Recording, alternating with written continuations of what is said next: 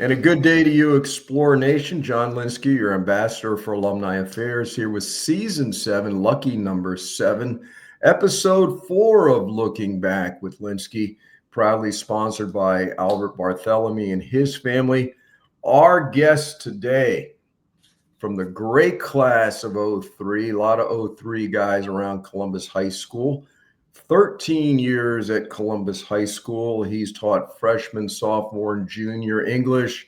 He's a tremendous communication teacher with the Not Yet Smart.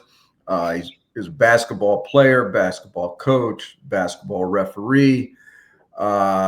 He's one of the many alumni who have come back to work at Columbus, but with an unusual twist because his old man was working when he came back to school. From a great family, the one and only Danny Rodriguez. Danny, welcome to the show, brother. It's a pleasure. It's a pleasure. Thank you for having me. We have been talking about this one for a long time. Yeah. So here we are. Dan, I just mentioned that your dad, Hall of Famer, worked at Columbus forever and a day. So with that being said, was there any doubt at all that you were going to attend Columbus High School? There was no doubt whatsoever. He started in 88, 89. Was teaching at Pace before that. Then brother Felix got here, and Diano was here also, and that's kind of what lured him into joining Columbus. Yeah, we stole him from Pace. We stole him from Pace. That's fine. Yeah. And then since I was born in 85, I was here since I was 3 years old, 3 or 4 years old. Yeah. Yeah. Speaking of, do you remember, what is your earliest memory of Columbus? Can you recall? Wow. I know around when I was 5 or 6 years old, a group of kids would go outside of the gym. So it was the old gym. And we would bring a tennis ball, and we would play either a burn ball or some other game. And brother Kevin was not a fan of it. Was not a fan. We kept playing on that.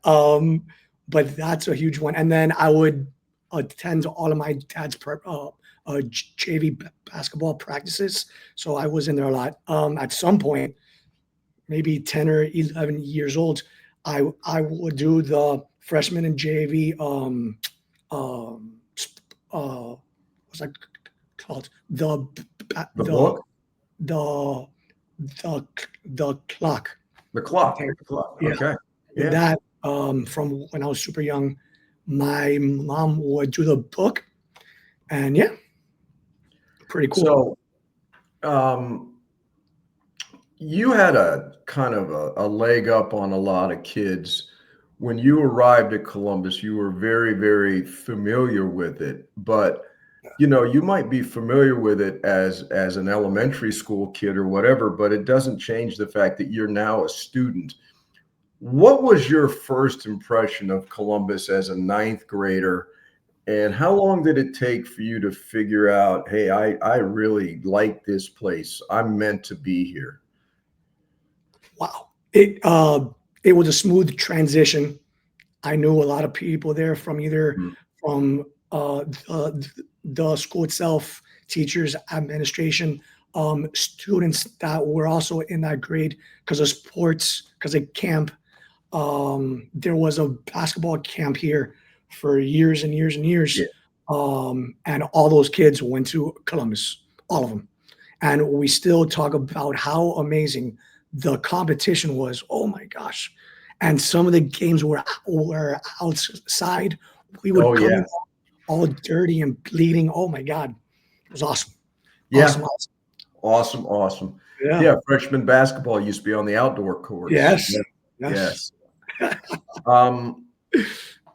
Dan, your dad was a math teacher extraordinaire. How did you develop?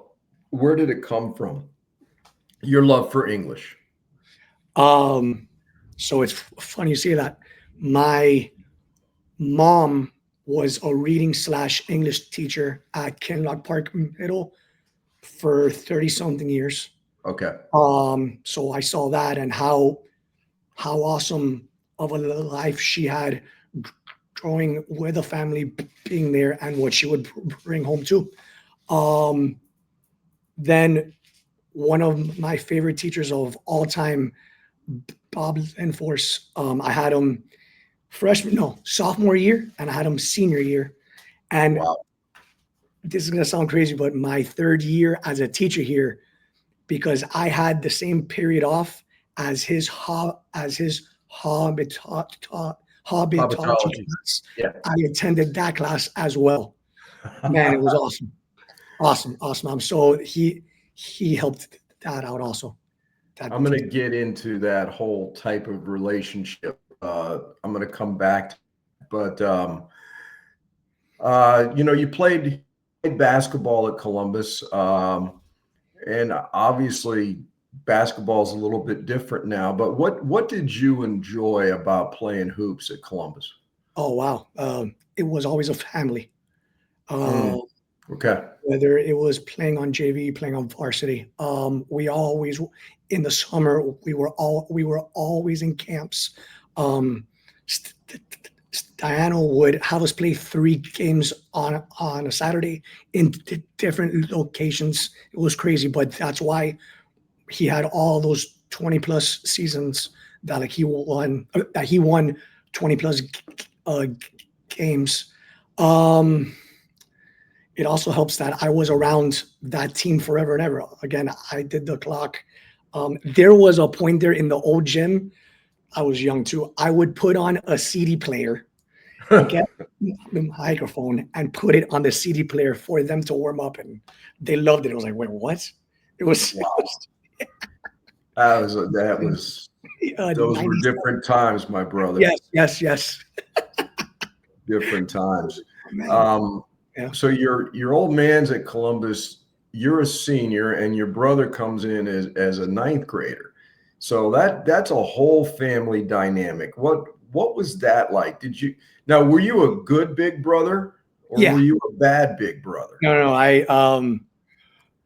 I made sure. I mean, he didn't have any issues with anything as it is.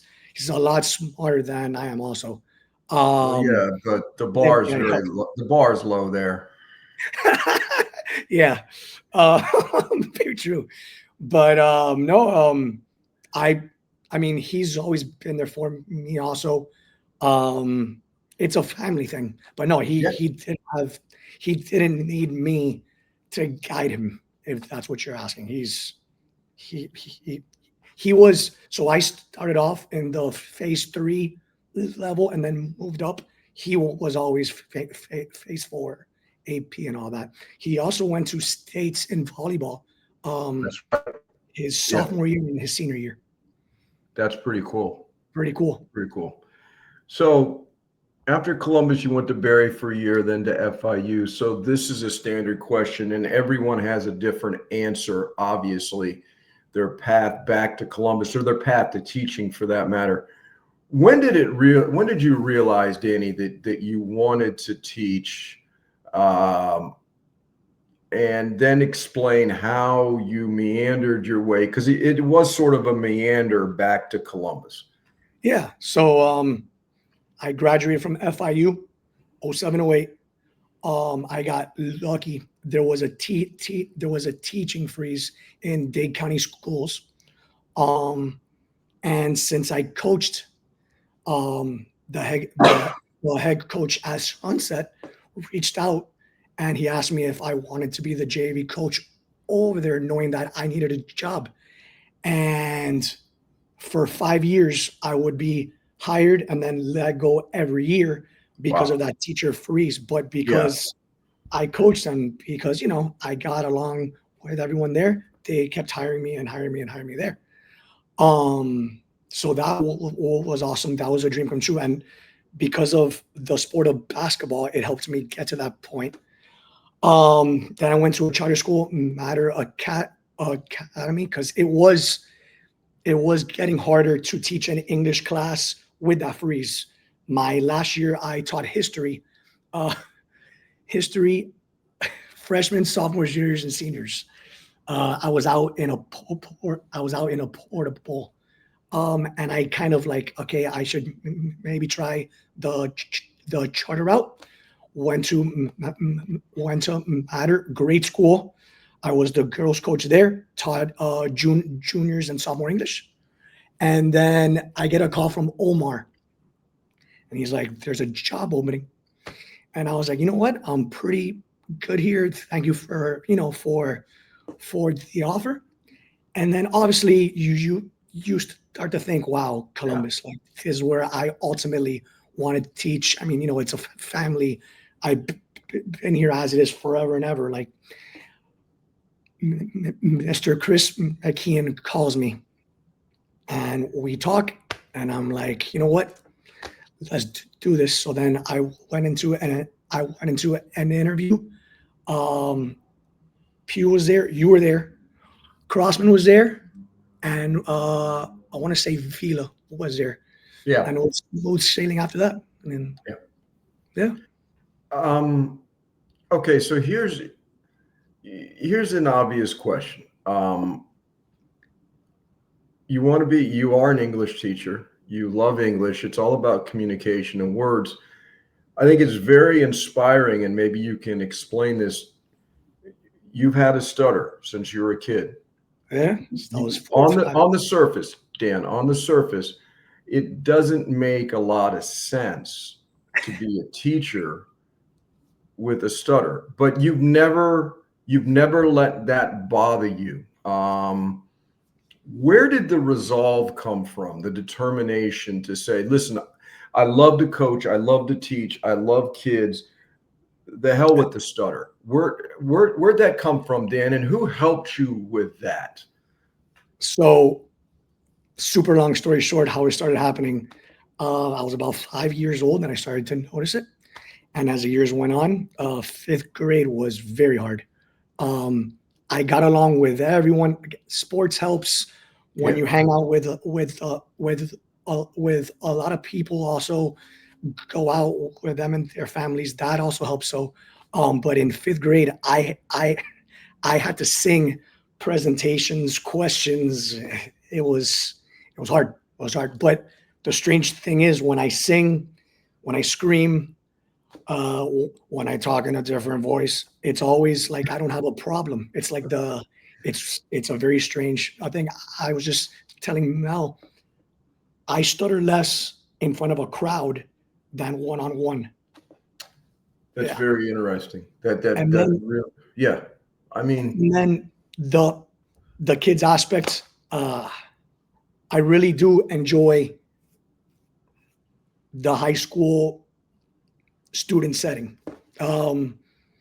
I think after a week or two, they start to understand, wow, like this guy stutters and he's still doing this.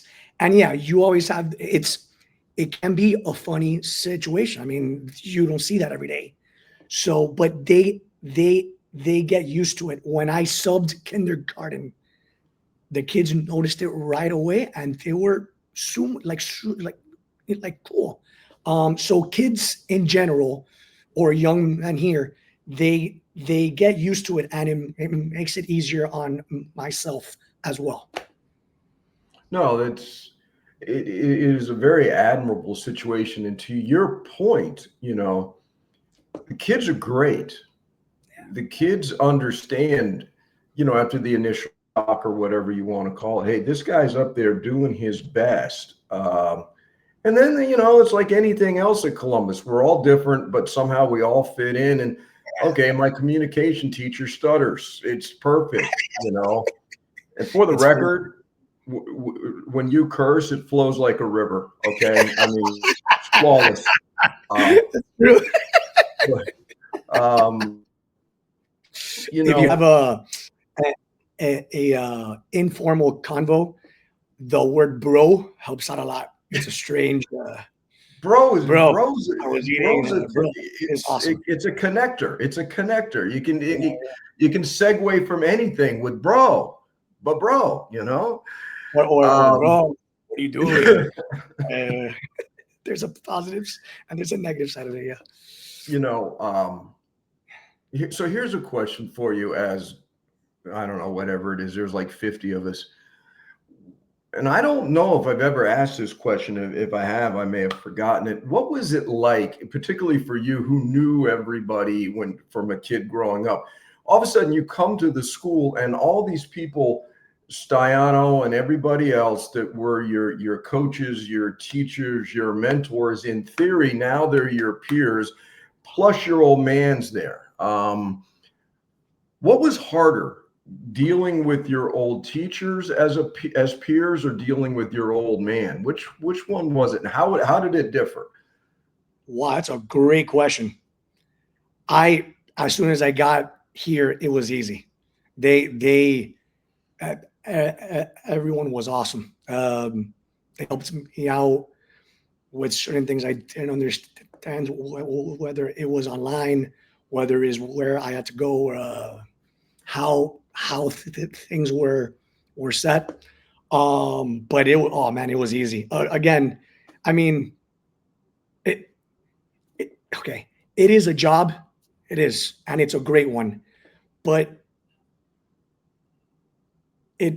it's more than a job. I enjoy being here every day. Mm-hmm.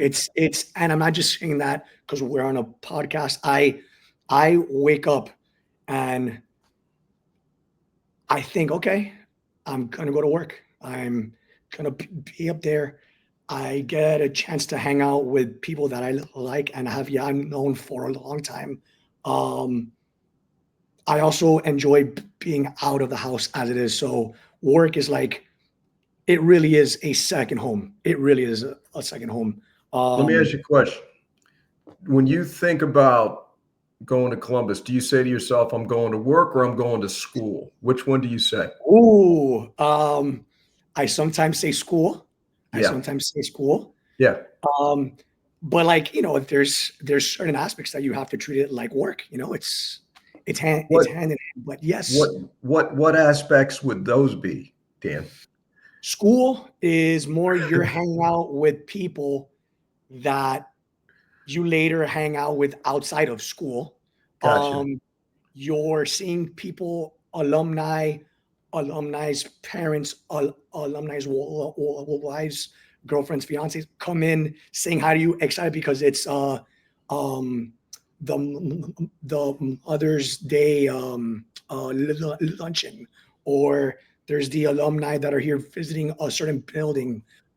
When they see me, it's like a bright, like good feel, like, oh my God, I haven't seen this guy in forever. Give you a huge hug. It's a real feeling, a real, like, now, there are those teachers that I've known since they've been here also that, yes, they are older, but man, I look up to them. Wow. It's like, well, look at you. I've looked up to you. I have a great story for you.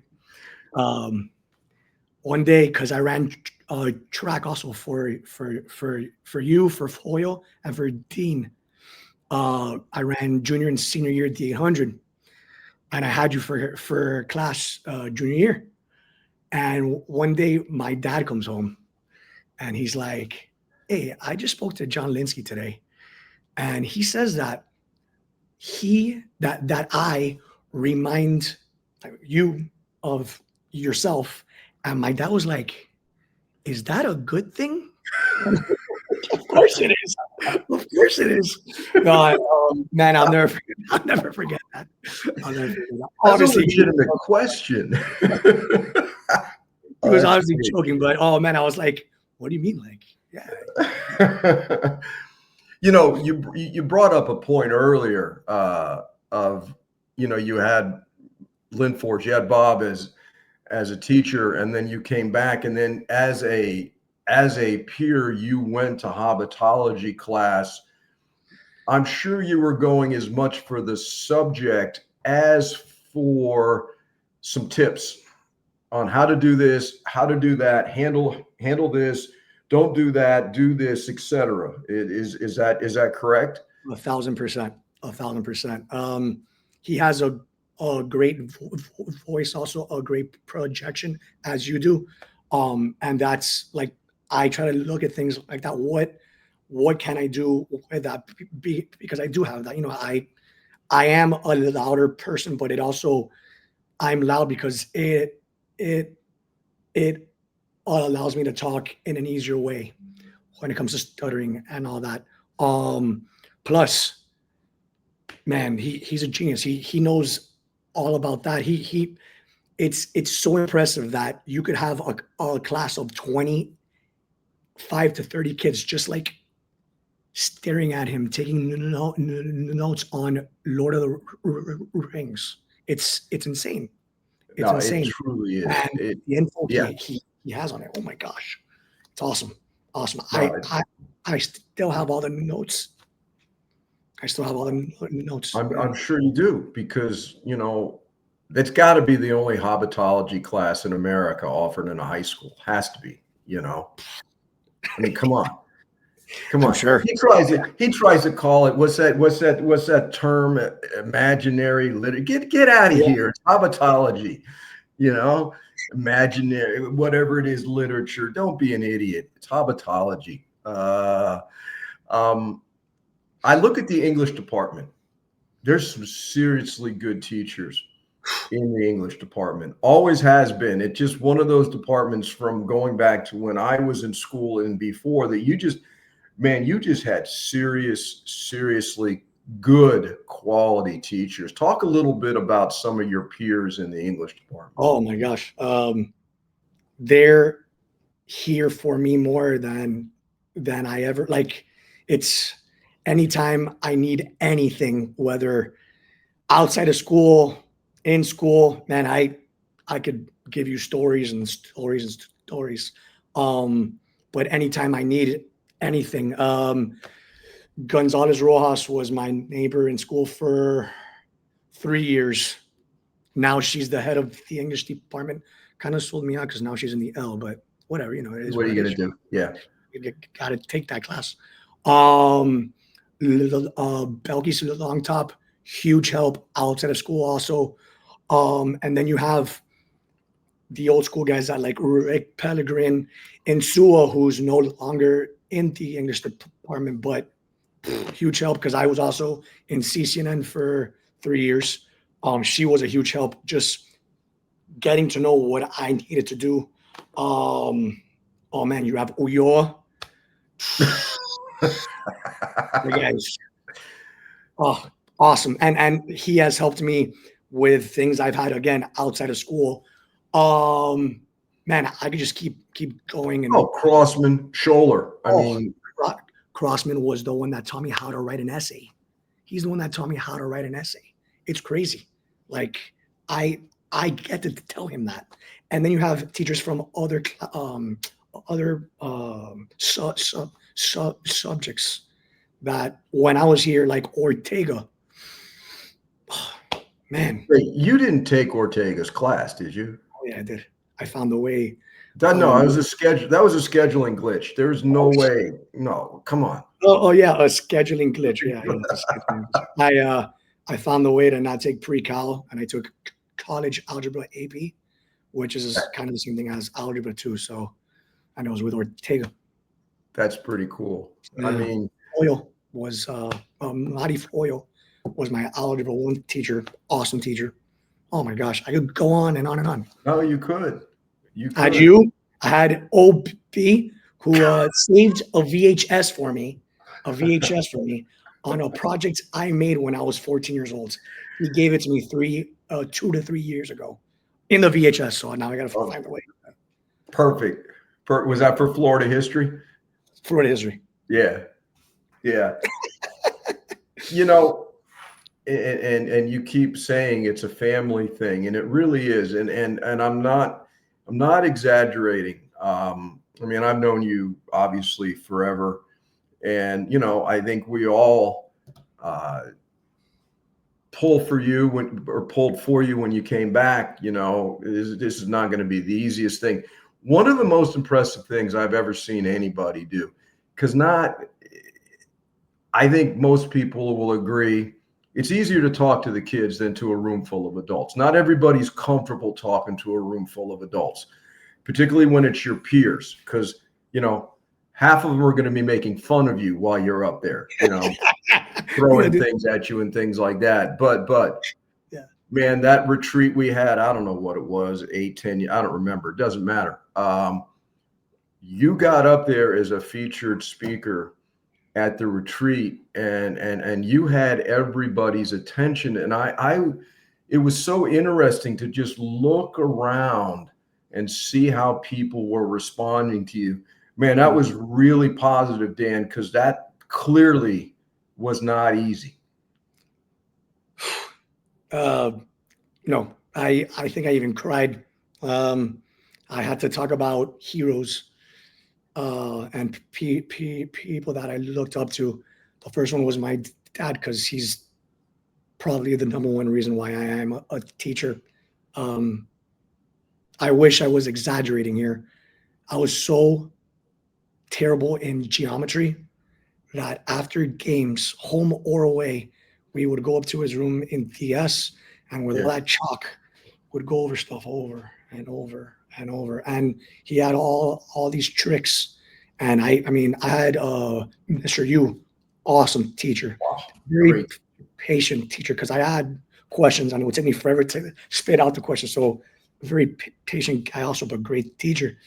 And yeah, so him, and then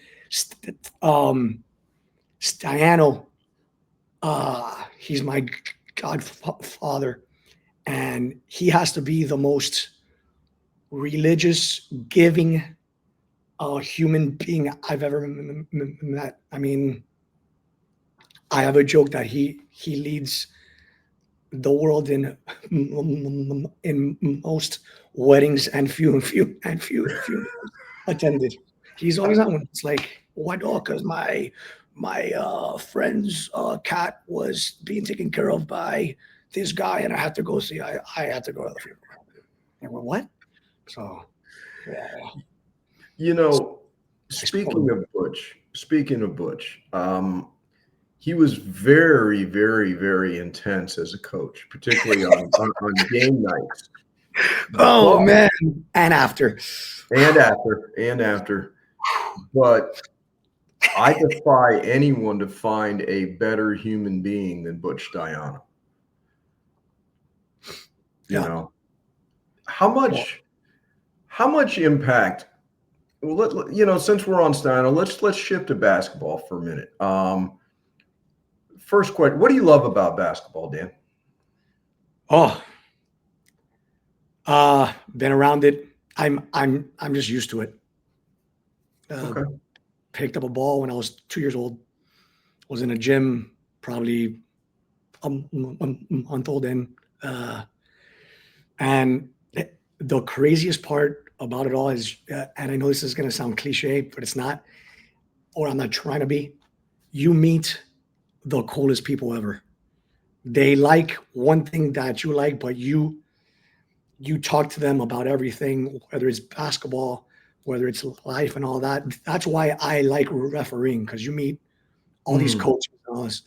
The game itself is just beautiful. The players I had around me, the people I would have to compete against, I still talk to all the time. And then I had coaches. I had awesome coaches. I had my dad, Stiano, had Flash, I had Jose Enos. I had you, Foyle, Dean, which is not basketball, but I was blessed to have awesome coaches. And then as a coach for 3 years for free, I was crazy. I don't know how for free for 3 years, I was coaching. I was an assistant on the freshman team here, the JV team here, the varsity team here. And then since Lords didn't have a gym yet, I was Chris McKeon's assistant, which another basketball head. Like, oh my God, I learned a lot from him too. That's interesting what you say about Mr. McKeon, because he's coached at Lords for forever now. That man knows basketball. Absolutely. And he's very good at knowing how to talk and treat his players. Very good. X's and O's, absolutely.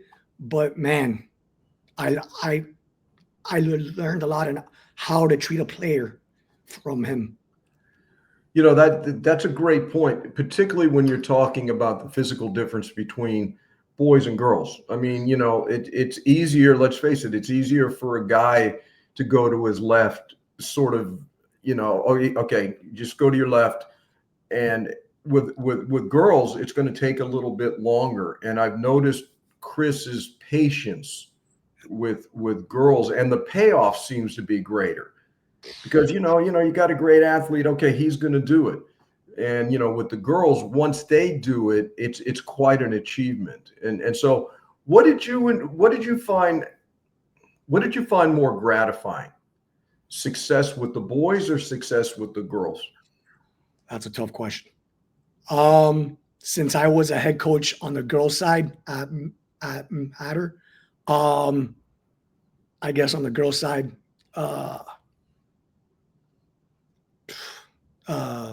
the first, I'd be the only, yeah. As a head coach, the only athlete I ever sent to a school was a girl that played for me, Emily. She played at Ave. That's awesome. She holds a really special place in my heart. Yeah, she played there for 3 years. And one of the beautiful things about coaching is you develop all these what's the word? Sorry, I got a little emotional.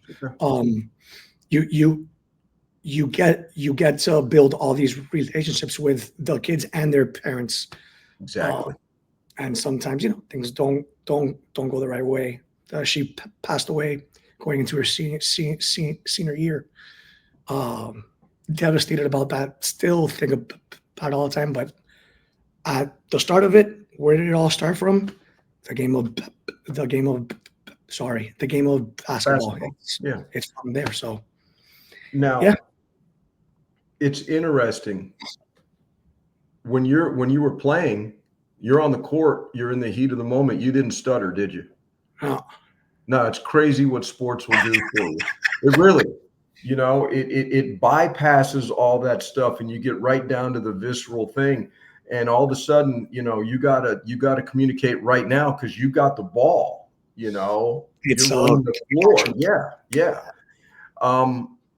You were a player. You were a coach. You became a referee. How much did playing and coaching help you as a referee? Huge. That's why I'm still doing it, and I've moved up. You also develop relationships with other coaches that either played against you or you coached against. And when you see them at a game, it's like, okay, I'm not gonna go totally off on this guy unless he totally screws it up. But like that too. No, and it's an exercise as well. That's true. It's being in the game, the smell of the gym, and 7:30 you're refereeing, whether it's a really good game or kids that need to get better. It's a cool thing. It's a cool thing. And I imagine the banter between you and coaches gets pretty interesting because they know you played. And I think there's a difference when a guy played and then a guy who might know every rule but never stepped on the court. You know what I mean?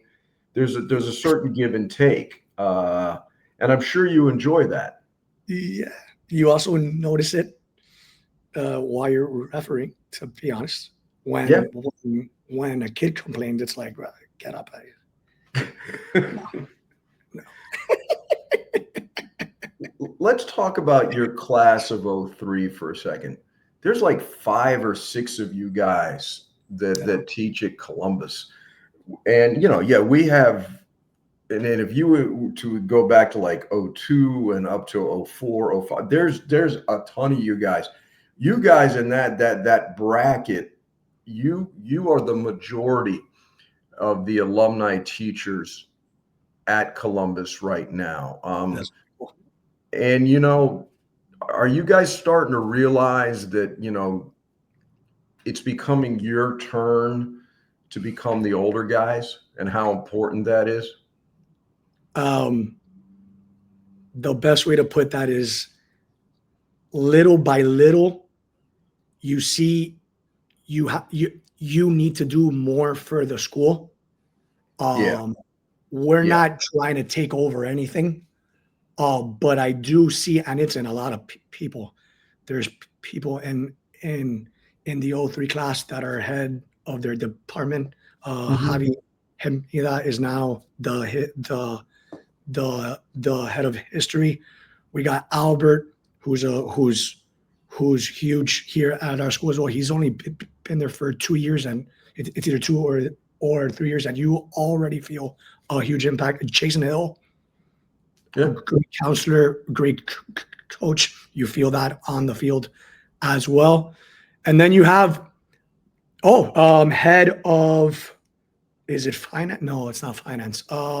Santa Maria Oh, the is business, of, or not business, whatever it is, right, computer, that whatever it is. Yeah. I don't even know right. what they call it anymore. But yeah, I'm no, that's a good point. anybody. Did I forget anyone? Oh, come on. Oh, and then Mike Marinelli. Come on. Say Oh my no God. more. How can I Say even no more. forget that? Man, I remember in high school, we would go over his house and it was just impression after impression after impression. He once made a teacher go down to the office and he was pretending to be on the speaker. He would go, attention, attention. He would do that.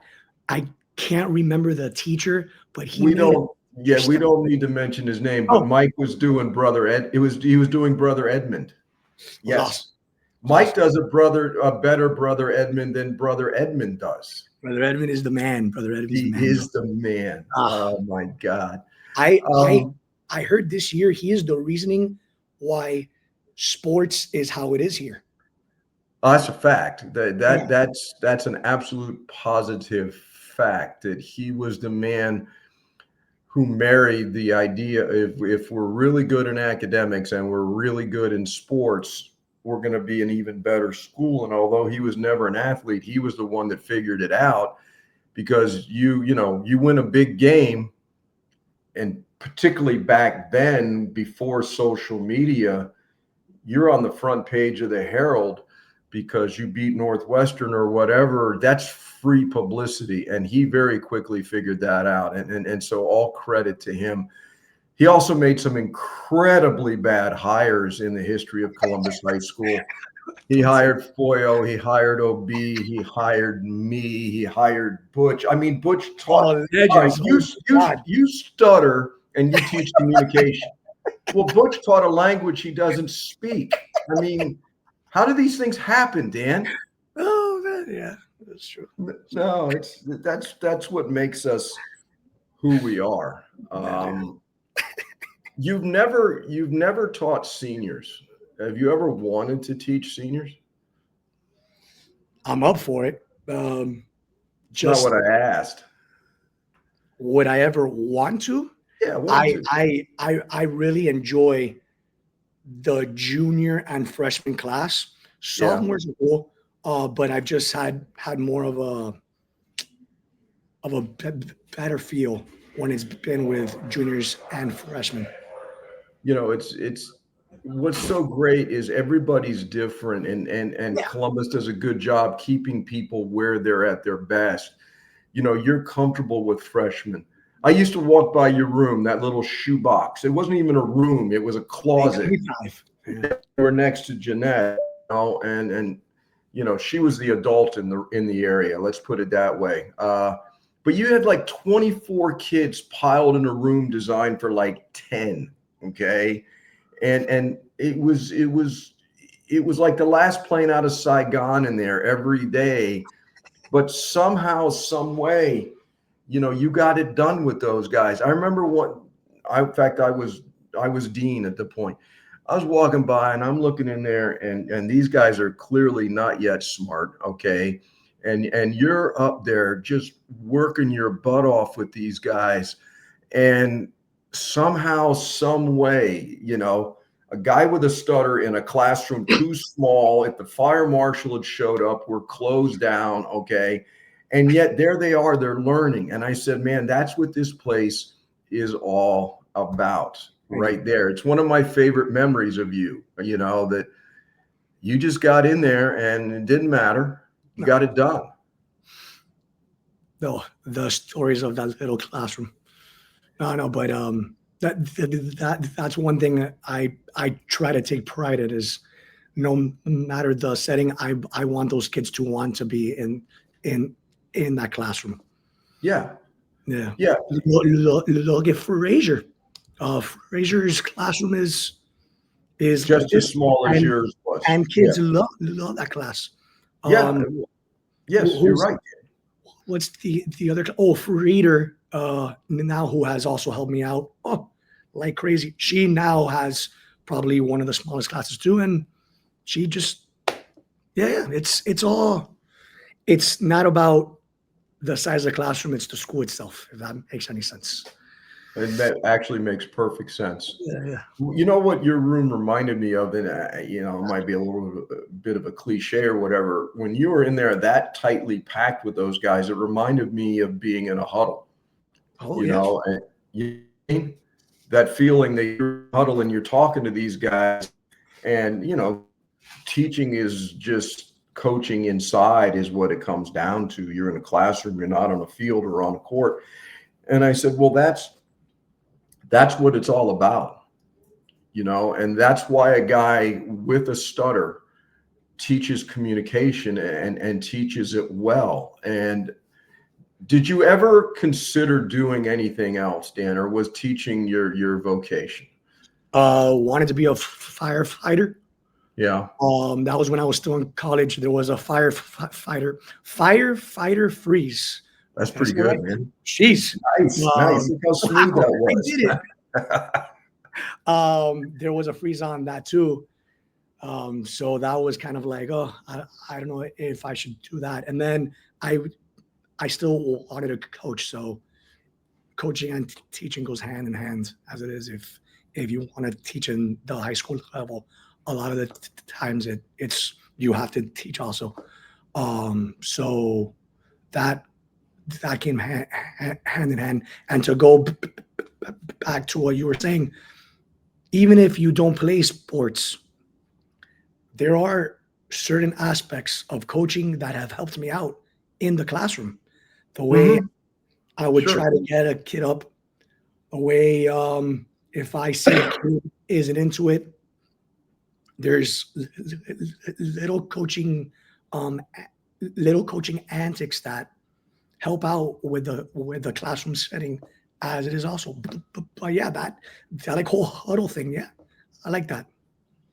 No, that's one of my favorite memories of you. And if you ever had a kid, and if you don't want to answer this, it's fine. But if you ever had a kid come up to you and say, in some roundabout way, sir, you overcoming your stuttering has helped me overcome some of my own issues, anything like that? So Teresa Showmat, and maybe in Sua, like in her first, well anyway, we've had a few stutters in our school, and they've had me talk to those kids one-on-one about, hey, it's not the end of the world. Look what I do. Things will work out. And I can't sugarcoat it. It wasn't easy. It wasn't easy. School, those presentations. Oh man, the craziest part about college was, okay, so since I took English Ed, we had a lot of projects and we had to present. And a lot of times, the people in that in group if it was a group project, they always wanted me to present it, and I'm like, why do you want me to present it? Like, you guys have heard me talk, and then I tell you guys, wait, no, it's maybe because you did a lot more of the work, and I'm just, I'm typing things up. I will present it. So, yeah, but there are a lot of there are many kids that have gone through here with a speech a speech impediment. And I've spoken to them, and yeah, I mean, and You some know, are bright kids, super yeah, bright kids. sure. But we all have crosses to bear and we've got to overcome them. Now, generally, in fact, every time my last question has been, what does it mean to be Marist? But I'm going to change it up for you. And I'm going to say, a prime example of at Columbus High School of someone who is Marist is Danny Rodriguez, Hey, because it is beyond Marist to get up there with a disability and show kids that you too can do this. You can do whatever you want, and don't let anybody tell you you can't. Because if I can stutter and I can teach English and communication and I can coach and I can referee, what else is there? wasn't Saint Marcelin known for giving people second chances? Yes, he was. Yeah. I've always heard that. It all goes back to that the one rule that I've always gone through. Obviously, we slip up at times, but the golden rule: treat others as you want to be treated. And I think the way I am with either peers, with students, with families and friends, not only are they helping me out, but I think I generally add to a brightness, and I try to. Sometimes I don't, but I try to add a little spark uh, to the classroom, to whoever needs help, to the peers at Columbus, the same way that they've seen me cry, and I've had numerous people, hey, are you okay? Like, you're always like, no, I just had to. So yeah, that's what I think I give to the table. I don't think it, I know it. It's a Thank fact. And, Thank I appreciate you doing this. you. It's always fun.